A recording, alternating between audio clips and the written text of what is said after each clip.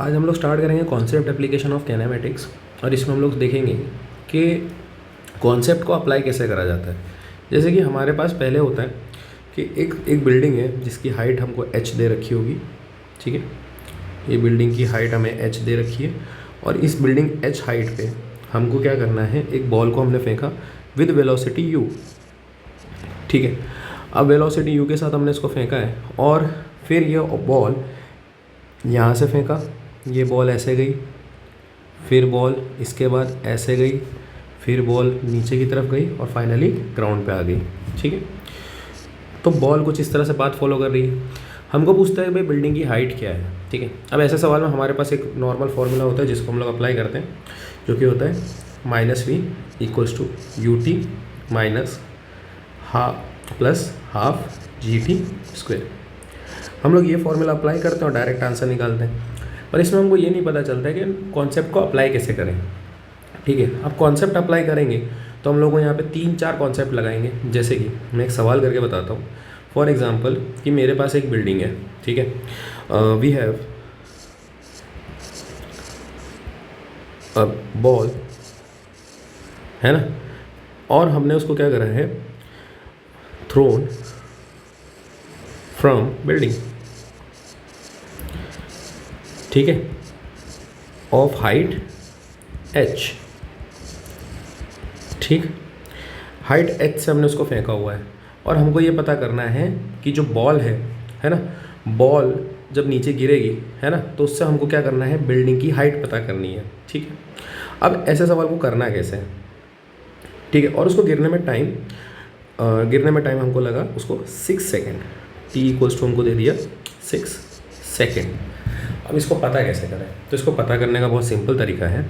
पहले हम लोग क्या करते हैं, कॉन्सेप्ट अप्लाई करेंगे और उसके बाद देखेंगे। देखो, अगर इस क्वेश्चन को हम देखें ध्यान से, तो इस मैक्सिमम हाइट पे, यहाँ से जब बॉल यहाँ पे थी, इस हाइट पे बॉल की वेलोसिटी, फाइनल वेलोसिटी क्या हो गई होगी, 0 हो गई होगी, है ना।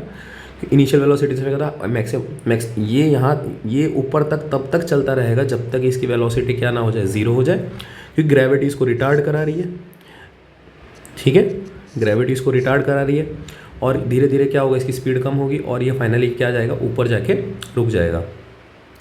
अब ऊपर जाने के बाद क्या होगा, ग्रेविटी इसको वापस खींचेगी और ये नीचे की तरफ आना चालू होगा और यहाँ से नीचे की तरफ बढ़ना चालू होगा।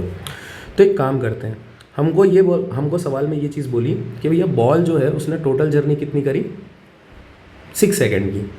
तो 6 सेकेंड की जर्नी करी, मतलब यहाँ से फेंक के यहाँ तक पहुँचने में इसको कुल मिला के कितना टाइम लगा है, t = 6, ठीक है। तो अब हम लोग क्या करते हैं, सबसे पहले देखो, मैं कॉन्सेप्ट अप्लाई करूँगा तो मैं पहले एक काम करता हूँ, मैं ये पता कर लेता हूँ कि ये कितनी स्पीड, ये कितनी हाइट तक गया है ऊपर, ठीक है। और कितनी हाइट तक गया वो भी पता कर सकते हैं, और इसकी स्पीड भी दी हुई नहीं जरूरी है, मैंने स्पीड दी नहीं है, मान लेते हैं स्पीड = 20 मीटर पर सेकेंड है इनिशियल स्पीड। तो बॉल यहाँ से हमने 20 मीटर पर सेकेंड से फेंका, ठीक है। अब करना क्या है, करना ये है कि हम लोग एक इक्वेशन लगाते हैं, v - u = 80, v - u = 80 लगाएंगे और हम लोग यहाँ पे क्या करेंगे, फाइनल स्पीड क्या हुई बॉल की, जब ये ऊपर तक पहुँचा, जब ये ऊपर पहुँचा तो फाइनल स्पीड क्या हो गई थी, 0 हो गई थी। तो यहाँ पे 0 - 20 = -g। अब -g की वैल्यू हम लोग 10 रख देते हैं, × t, ठीक है। इससे ये कट गया और हमारा आंसर आया t = 2 सेकेंड। अब 2 सेकेंड का मतलब क्या हुआ कि बॉल को, अगर हम बॉल की बात करें तो बॉल को ऊपर जाने में टाइम कितना लगा, ठीक है। बॉल को ऊपर जाने के लिए टाइम कितना लगा, हमें वो पता करना है, ठीक है। तो अब हम लोग क्या करते हैं, बॉल को ऊपर जाने में जो टाइम लगा है, यहाँ से यहाँ तक जो बॉल गई है उसको जाने में टाइम लगा t = 2 सेकेंड। तो ऑब्वियस सी बात है कि उसको नीचे आने में भी कितना टाइम लगा होगा, सेम लेवल पे आने में वापस से उसको कितना टाइम लगा होगा, 2 सेकेंड, ओके। अब एक बात बताओ कि बॉल यहाँ से गई, ठीक है, 2 सेकेंड लगा, यहाँ पे आई 2 सेकंड लगा, तो बाकी की और हम टोटल टाइम क्या था बॉल का 6 सेकंड, ठीक है। टोटल टाइम बॉल का क्या था 6 सेकंड, तो 2 यहाँ पे लगे ऊपर जाने में, 2 लगे नीचे आने में, तो यहाँ से यहाँ उसने कितना ट्रैवल करा होगा, ऑब्वियस सी बात है 2 सेकंड। तो टोटल टाइम कितना हो गया 2 सेकंड 2 सेकंड 2 सेकंड 6 सेकंड हो गया, ठीक है। अब हमको बॉल की हाइट, हमको बिल्डिंग की हाइट पूछ रहा है, तो अब हम लोग बिल्डिंग की हाइट कैसे निकालेंगे। हमको पता है कि बिल्डिंग की हाइट निकलेगी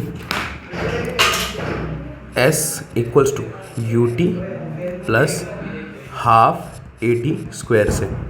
अब S मतलब डिस्प्लेसमेंट यानी H, U इनिशियल स्पीड क्या थी। अब देखो यहाँ ध्यान से सुनना है, यहाँ पे क्या प्रॉब्लम है देखना ज़रा। यहाँ पे हमको देखना है कि यहाँ पे इसको जाने में जो टाइम लगा वो टाइम कितना था।